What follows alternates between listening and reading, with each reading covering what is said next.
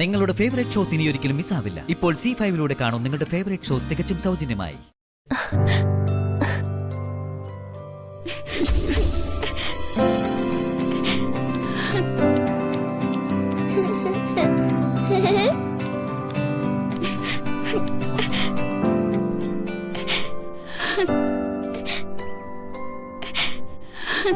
മോളെ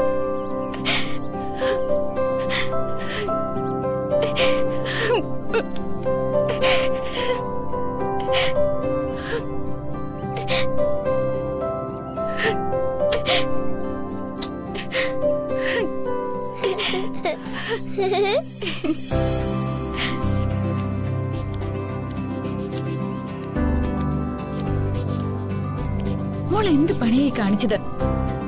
ഞങ്ങൾ എല്ലാരും കൂടി എവിടെയൊക്കെ തെരഞ്ഞു എന്നറിയോ? മോളെ എവിടെ പോയതായിരുന്നു? ഞാനും ഈ പ്രകാശങ്ങളും കൂടി ഒളിച്ചു കളിക്കായിരുന്നു.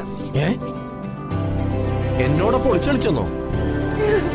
കള്ളം പറയല്ലേ കൊച്ചേ.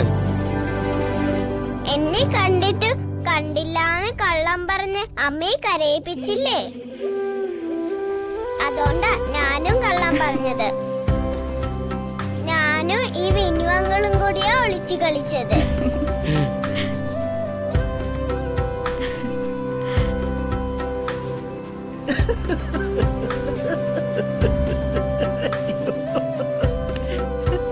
ദിയമോൾ ഒപ്പിച്ച കുസൃതി കേട്ടാ ചിരിക്കാതിരിക്കുന്നത് പിന്നെ എങ്ങനെയാ? കുട്ടിയെ കാണാനില്ലെന്നറിഞ്ഞപ്പോ എല്ലാവർക്കും വേവലാതി. എല്ലാവരും ഒരേ മനസ്സോടെ കുട്ടിയെ തേടി ഇറങ്ങാനും തയ്യാറായി.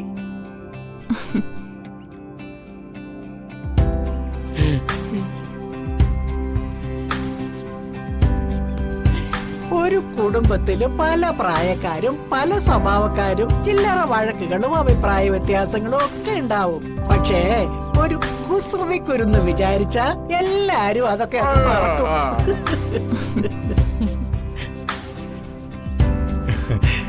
ദിയമോള് മാത്രല്ല, ഈ വിനുവും ബെസ്റ്റാ. വിനുവും ദിയമോളും കൂടെ ഒളിച്ചു കളിച്ചതിന്റെ സീന ഇവിടെ നടന്നു നോക്ക്. വിനു ഇവിടത്തെ കുട്ടിയാണല്ലോ. കുട്ടിക്കളിയുടെ കാര്യത്തില് വിനുവാണോ ദിയമോളാണോ മുന്നിലെന്ന് ചോദിച്ചാ ഈ വിനുവിനായിരിക്കും മുൻതൂക്കം.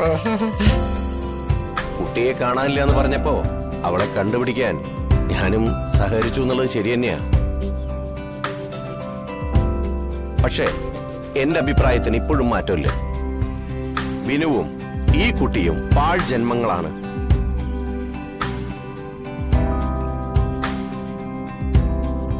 ഈ കുടുംബത്തിന്റെ ചുമതല ഏറ്റെടുത്തവർക്ക് ഇങ്ങനെ കളിച്ചു കിടക്കാനുള്ള നേരമൊന്നും ഉണ്ടാവില്ല.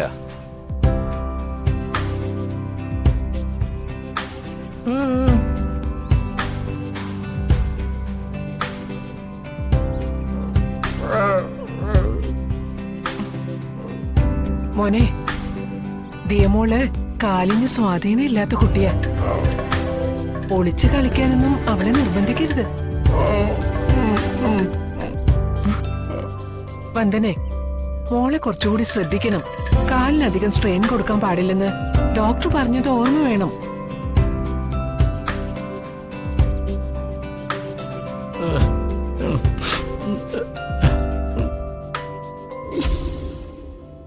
അച്ഛാ, കഴിക്ക്.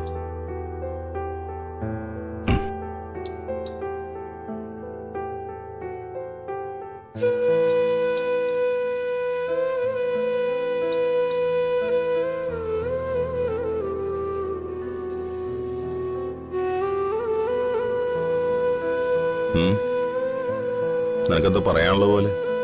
അത് ചന്ദ്രികയുടെ മോള് വന്ദനയുടെ അവളുടെ കല്യാണം മുടങ്ങി.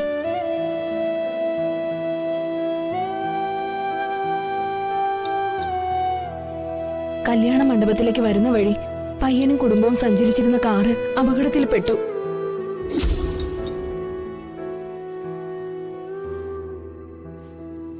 ആശുപത്രിയിൽ എത്തിച്ചെങ്കിലും ആ പയ്യനും അമ്മയും മരിച്ചു.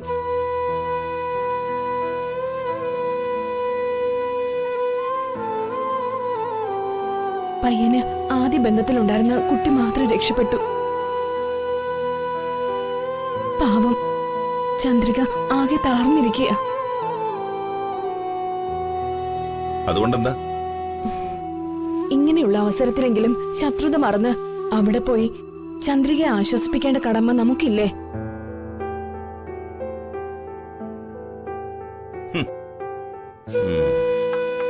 ആശ്വസിപ്പിക്കണോ അത്രേ?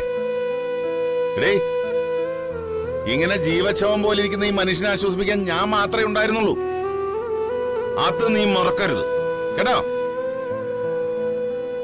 അച്ഛന്റെ ഈ അവസ്ഥയ്ക്ക് കാരണക്കാരി അവളാ, ആ ഒരുമ്പെട്ടോള്.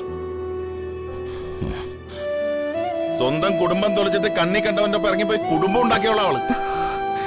ആ കുടുംബത്തിൽ നിന്നും ദുരന്തം മാത്രമേ ഉണ്ടാവുള്ളൂ.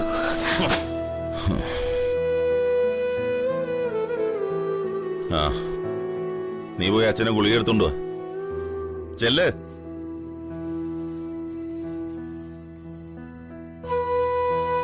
അച്ഛാ, അച്ഛന്റെ അവസ്ഥ അവള് പറഞ്ഞതല്ലേ?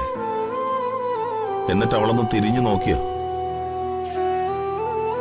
ഭർത്താവെന്ന് പറയുന്ന വൃത്തികെട്ടവനോടൊപ്പം വന്ന് അച്ഛന്റെ കാലി വീണ് മാപ്പ് പറയാൻ പോലും അവള് തയ്യാറായില്ല.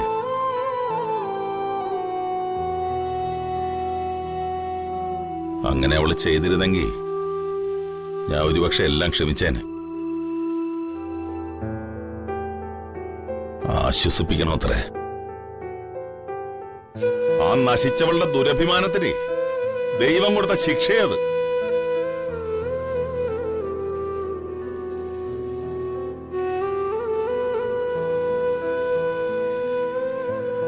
അവളെ ശപിക്കൊന്നും വേണ്ട. ഭർത്താവ് ചെയ്യേണ്ട ചില കടമകളെ കുറിച്ച് ഓർമ്മിപ്പിക്കേണ്ടത് ഒരു ഭാര്യയുടെ കടമയാ. ഞാനതൊന്ന് ഓർമ്മിപ്പിച്ചെന്ന് മാത്രം. അന്നത്തെ സാഹചര്യത്തിൽ ചന്ദ്രിക ഒരു അവിവേകം ചെയ്തു പോയി. ഈ കുടുംബത്തിന്റെ സ്ഥിതി വെച്ച് നോക്കുമ്പോ ചന്ദ്രിക ചെയ്തത് കടുത്ത തെറ്റാണെന്ന് ഞാൻ സമ്മതിക്കുന്നു. പക്ഷേ ഇന്ന് സാഹചര്യങ്ങൾ ഒരുപാട് മാറിയില്ലേ? ഇനിയും ഈ ദുർവാശയും കൊണ്ട് നടക്കണോ? അതുകൊണ്ട് എന്ത് വേണോടി? ഞാൻ മക്കൾക്കൊരു ദോഷം വന്ന ഒരമ്മയ്ക്കും താങ്ങാനാവില്ല. അതറിയാതിരിക്കാൻ നമ്മളും മക്കളില്ലാത്തവരല്ലല്ലോ. അതെ, അതുകൊണ്ടാണ് ഞാൻ അവനോട് പഴയ ചരിത്രങ്ങളൊന്നും പറയാഞ്ഞത്. സ്വന്തം കുടുംബത്തിനും രക്തബന്ധങ്ങൾക്കൊക്കെ വില കൽപ്പിക്കുന്നവനാ നമ്മുടെ മോൻ. സ്വന്തം അച്ഛനൊരു പെങ്ങളുണ്ടെന്നുള്ള കാര്യം പോലും ഞാൻ ഇതുവരെ അവനെ അറിയിച്ചിട്ടില്ല. എന്നായാലും അറിയരുത്. ചന്ദ്രിക എന്ന പേര് പോലും നിന്റെയോ എന്റെ നാവിൽ നിന്ന് അവൻ കേൾക്കരുത്. മനസ്സിലായല്ലോ?